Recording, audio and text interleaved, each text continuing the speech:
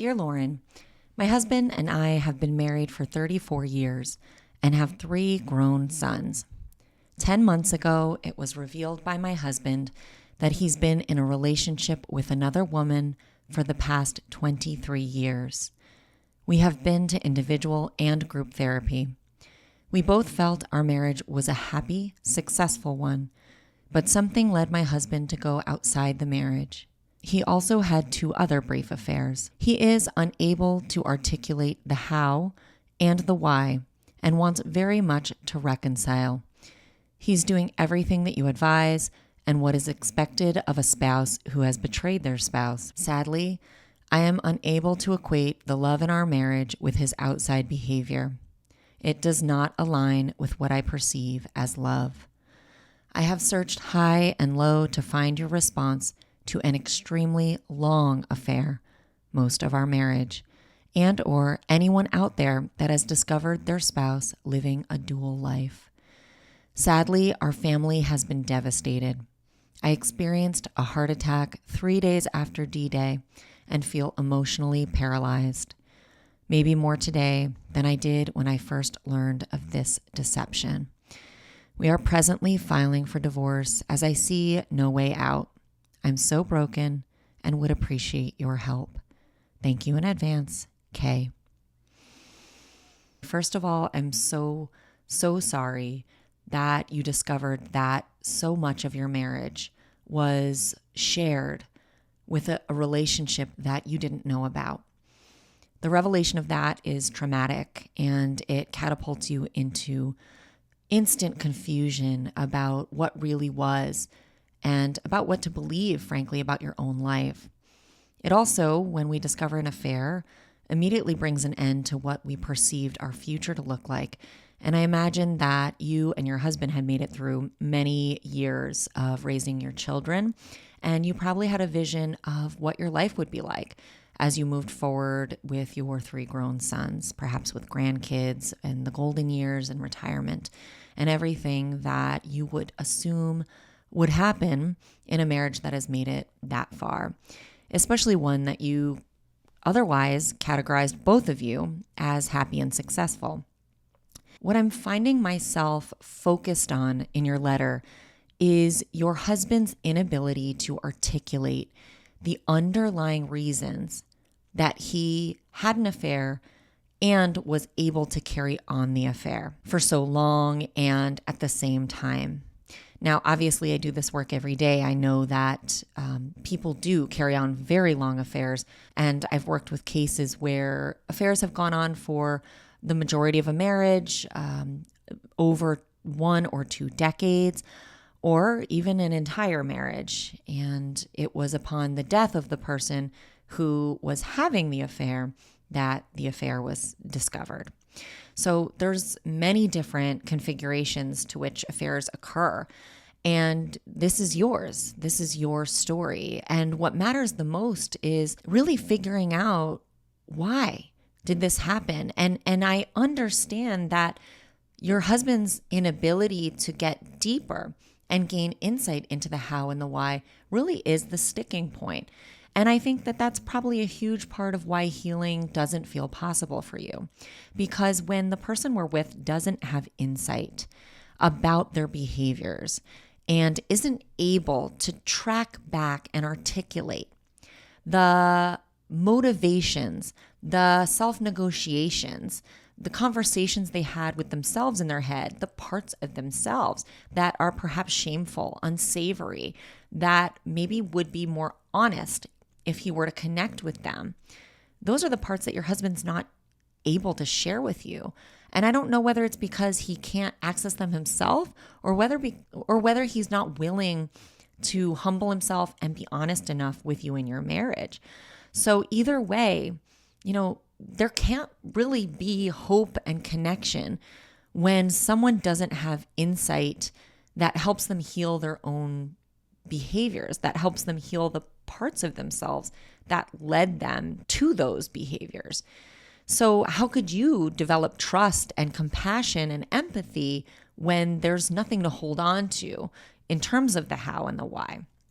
And likewise, we connect with somebody and we find hope for healing and redemption when someone restores themselves by understanding the deeper reasons and then works to repair within themselves the things that contributed to them doing the thing that hurt another person or people.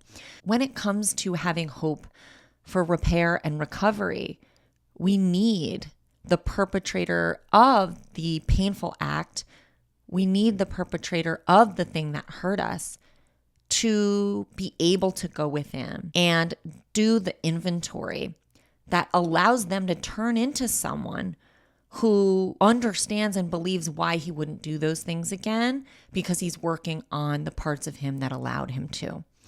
So all of that to say is I empathize with why you feel hopeless. It sounds like you are doing all of the things. He is doing all of the things. But when he's coming up empty for satisfactory personal insight, it really probably feels like a true character flaw or a moral failing or the need to maybe have secrets or be dishonest, in which case, why would you want to stick your neck out again and possibly be hurt again and get in that car with that person who drove it into a brick wall? So that was kind of like a long insight into why you're probably feeling the lack of hope around that piece. You know, the second piece is that this has not been your husband's first affair. So in a long marriage, in one that's happy and successful, and I have no doubt that, you know, that inventory for the both of you is accurate on many accounts. There is no perfect relationship. And sometimes an affair, you know, it does come down to sort of something within us that leads us to have poor boundaries or not be able to turn away from interest or attention.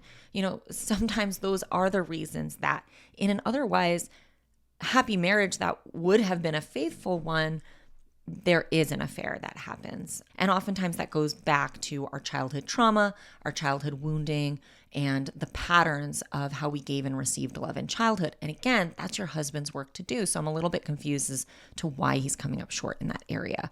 Anyone who goes to therapy and group therapy of any kind of quality would probably be able to come to some deeper dive around their childhood patterns or the parts of themselves that leave them vulnerable to an affair. That being said, this is your husband's third affair, and it took up an enormous part of your marriage, which is tragic for you. So, you know, I'm not trying to be a naysayer. There are plenty of people who stay married after long affairs. But it sounds to me like for you, that would be a self-betrayal if you stayed married after such a long affair and multiple affairs, right? And you are connecting with yourself. This is the third thing I'm going to say. You sound pretty clear that, you know, you've kind of searched high and low. Like you want someone to tell you why you should stay. Because when it comes down to you, in your heart of hearts, this is not love. The love you two have together doesn't involve deception, lies, and a dual life. It doesn't involve someone having an entire existence that you know nothing about, that is directly harmful to the union you share and the promises you made to each other. Obviously, do his affairs mean he didn't love you and doesn't love you? No. It's one of those classic things that Michelle and I have talked about, and Michelle really drives home when she's coaching with her clients, is the idea of the and, right? So he loves you, and you had a good marriage, and he can't figure out what parts of him have led him to be unfaithful multiple times and for the duration of your marriage. Unfortunately, once you get into an affair, it is very hard to stop it. It really is. And so it's the type of thing where, yes, it could go on indefinitely if there's no conviction internally to end it or no affair discovery. These things happen. We need to gather the fortitude and the strength to find the will to end these things against kind of like every fiber of our being that wants to just keep going. I mean, it really is in many ways It is a compulsion and an addiction, and it takes over in that way. And so we have to really have the conviction within ourselves to walk the path of recovery, because we want that. If there's no external factor like discovery that kind of blows that apart and forces it. So that being said, I think as betrayed spouses, we need to be in the place where we connect with our true definition of love.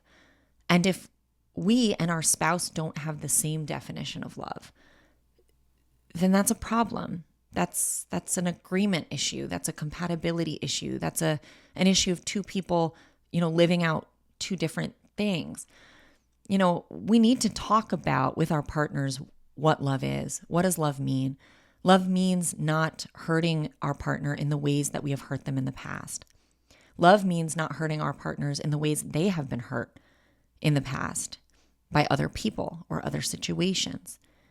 We are not meant to be perfect in relationships, but we are meant to do our best to treat our partner with respect, kindness, and protection in all of the ways that we possibly can. And when we can't, and when we don't, we need to take ownership of that, and we need to do the repair work.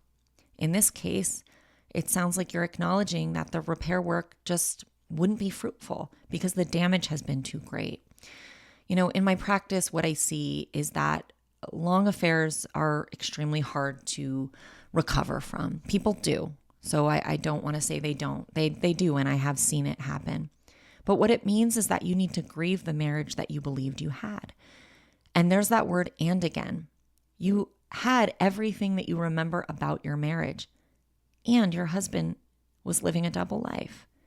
You had all those memories with your family. You had all of those experiences, interactions. You built that life. You lived that life. It is not gone, and it was not false and doesn't exist because there was an affair going on at the same time. So I just want to say that for you to hold on to. Your life was your life. And what an affair does is it robs us from the belief that anything that we shared with our partner in the past was true. It catapults us into this area where, everything was a lie. And that's a deep, traumatizing grief that's enormous to contend with. So I want you to spend time in the reality of your memories, with your family and with your husband and in your life as you know it, and acknowledge that that was and is real. And now something else is real.